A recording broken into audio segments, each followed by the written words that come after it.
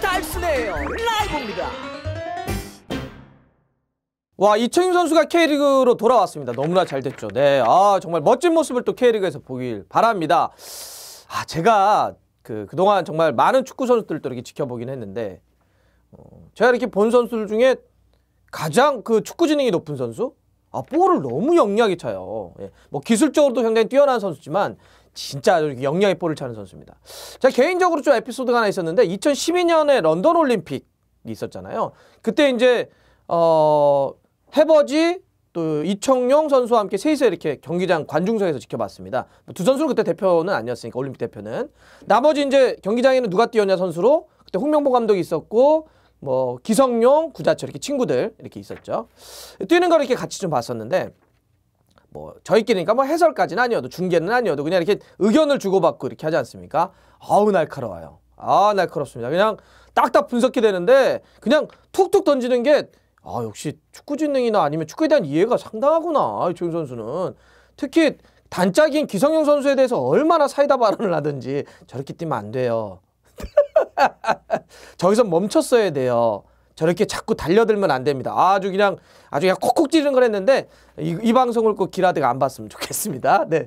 근데 또 이렇게 축구 지능도 상당히 높지만, 이청용 선수는 이게 진짜 그러니까 아는 사람들끼리는 이런 천사가 없습니다. 이런 천사가 없어요. 너무너무 착해요. 진짜 어떻게 이렇게 착하지? 근데 왜 베컴한테 백태클 했지? 근데 어쨌든, 네.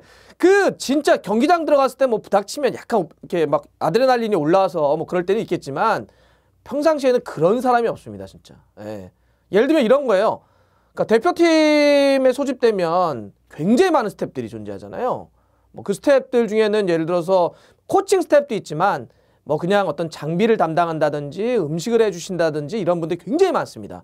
굉장히 아주 많은 규모의 스태프들이 존재하는데, 사실 이렇게 다 몰라요. 그냥 인사는 하지만 다 이렇게 챙기질 못하는데, 어떤 케이스냐면요, 이청용 선수가 뭐 저기 이제 무슨 이렇게 장비 담당하는 신입이 들어와 있는데, 인사라고 이렇게 뭐 생일이나 이런 걸 들었다 기억해놨다가 생일 때문에 유럽에 있다가도 예를 들어서 뭐 최소 선물도 하나 좀 보내주고, 이런 걸 잊지 않는 사람입니다. 이게 참 대단해요. 예. 그러니까 이렇게 이렇게 대단한 사람에게 뭘 하는 게 아니라, 그렇게 누구도 잘 몰라. 아니 왜 그 사람 알고 있어? 막 이렇게 할 정도로 아주 꼭 주위를 모든 걸 잘 챙기는 사람이 이청용 선수고, 정말 그래서 주위에서는 정말 대단한 인성이다, 이런 얘기 많이 합니다. 근데 어쨌든 뭐 중요한 건 정말 축구 선수니까 실력 아니겠습니까? 실력적으로 뭐 워낙 우리가 월드컵이라든지 유럽 무대에서 지켜봤잖아요. 톰 밀러만 아니었대. 네, 어쨌든 뭐 대단한 선수이기 때문에 K리그로 돌아온 거는 진짜 환영입니다. K리그가 더 재밌어지겠죠? 2009년에 잉글랜드 볼턴으로 이제 떠났으니까 11년 만에 K리그 돌아온 겁니다. 아주 멋진 모습 계속 좀 봤으면 좋겠는데, 근데 복귀한 팀이 저기 서울이 아니네요. 네, 울산으로 돌아왔습니다. 그래서 지금 이청용 선수가 원래 이제 프로 데뷔를 했고 많은 추억을 또 쌓았던 팀이 서울이잖아요. 근데 왜 서울이 아니고 울산이지? 이거에 대한 궁금한 분들이 많이 계시는데, 특히나 최근에 어떤 일이 있었죠? 좀 우리 K리그 좀 발칵 좀 이렇게 논란이 됐던 기성용 선수의 K리그 복귀가 좀 무산되는 과정에서 좀 여러 가지 말들이 있었는데, 비슷한 케이스잖아요. 그러니까 두 선수 다 서울 출신으로 유럽 갔다가 다시 K리그 돌아오는데, 왜 기성용은 안 됐는데 이청용은 된 거죠?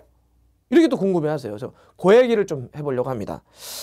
일단 두 선수는요, 결론부터 좀 말씀드리면 조금은 다른 케이스예요. 예. 지금 이번에 걸려있는 게 우리가 크게 뭐죠? 두 가지를 좀 많이 나오고 있는 말이 이거잖아요. 우선 협상권, 그 다음에 두 번째는 표현이 좀 다르긴 하는데 서로 미디어나 이런 거에 따라서 보상금이나 위약금으로 얘기하는 이 두 가지의 개념이 존재합니다. 이 두 가지는 왜 존재할까요?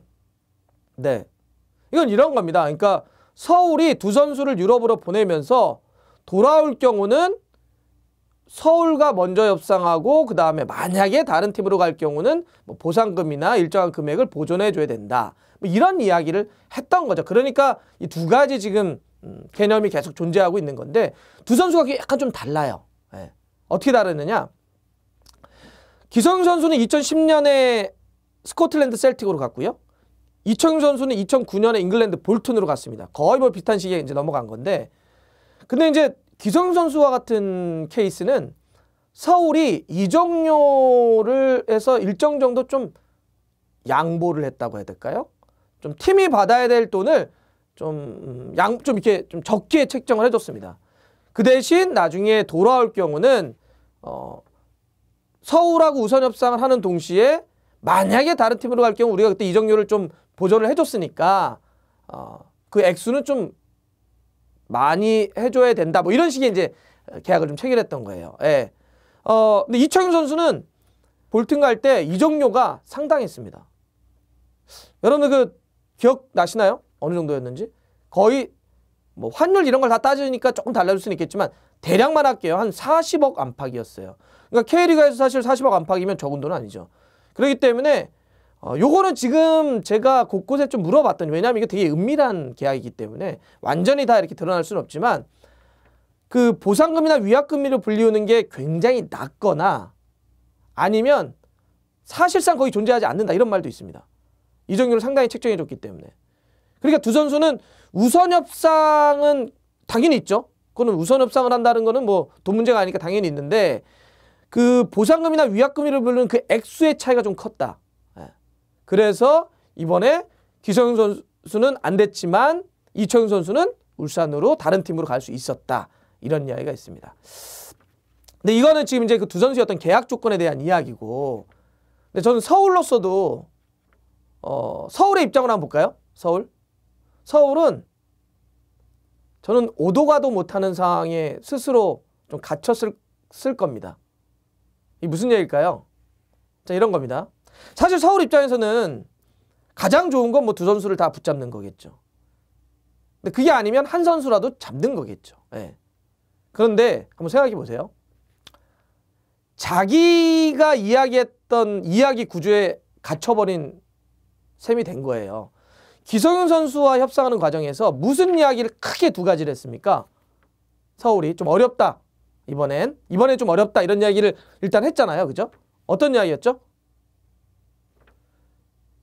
좀 미안한데, 이건 서울의 입장입니다. 서울이 그런 얘기, 좀 미안한데 기성용 선수에게는 우리 이미 전력이 좀 세팅이 돼 있어요, 이거였죠. 그래서 지금 좀 미리 우리가 어떤 전력 세팅하기 전이었으면 근데 지금으로서는 세팅이 다 돼 있어서 당장 받기는 어려우니까 뭐 다음에 좀 받았으면 좋겠어요, 뭐 이런 얘기였죠. 자, 두 번째, 그리고 또 우리가 지금 서울이 돈이 좀 부족합니다. 재정 상태가 좀 어려워서 이번에는 좀 어렵습니다, 뭐 이런 얘기. 물론 기성용 선수 측은 좀 다른 이야기를 했습니다. 그 뭐 공항 기자회견이라든지 이런 거에 대해서 뭐 약간 반박을 했다고 할까요? 좀 다른 입장을 이야기는 했지만 어쨌든 저는 서울의 이야기를 말씀드린 거예요. 그래서 서울이 이런 두 가지를 크게 얘기한 거잖아요. 전력이 이미 세팅되어 있었다, 돈이 부족하다. 자, 그러면 그 다음에 이청용 선수의 이야기가 나온 거잖아요. 그럼 이청용 선수를 어떻게 붙잡을 수 있을까요? 이청용 선수 붙잡을 때는 전력이 세팅되어 있는 게 갑자기 전력 세팅이 안 된다고 얘기해야 되나요? 돈이 없었던 돈을 갑자기 마련했다고 얘기해야 되나요? 안 되죠. 그러니까 제가 그 스스로 이야기했던 이하이 구조에 갇혀버린 거예요. 오도 가도 못하는 상황이 되는 거고, 그죠? 기성용 선수를 못 잡을 때 내세웠던 논리가 이청용 선수를 못 잡는 이유가 돼버리기도 하는 거죠. 이때는 이 이유로 못 잡았는데 갑자기 상황이 달라져서 붙잡을 수 있다, 이게 자기 이야기 논리에 빠져버리는 거잖아요. 그러니까 오도 가도 못하는 상황이 됐을 거예요. 예.